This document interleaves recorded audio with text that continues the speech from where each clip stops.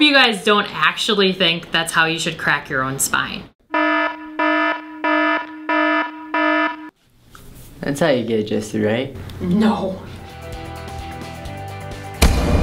That's a really big misconception that you can crack or adjust your own spine or somebody else's spine. Chiropractors go through years and years of training to find the right bone to adjust in the right way at the right time. When you adjust your own spine, like all that stuff you just saw in the video, what happens is you usually feel an area of tension or tightness in your spine, and you feel like you want to pop it or crack it or get some sort of relief. So you try all those goofy moves, and what happens is the one that needs the adjusting doesn't actually go anywhere, but everything around it does. That's why you hear all the multiple noises and all the multiple cracks and pops.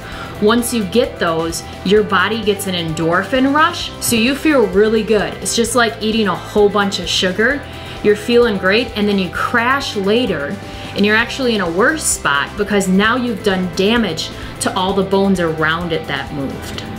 So when you go to a chiropractor and you get adjusted, the sound you want to hear is one nice, deep thud noise. That means one bone was moved in the right place at the right time in the right direction.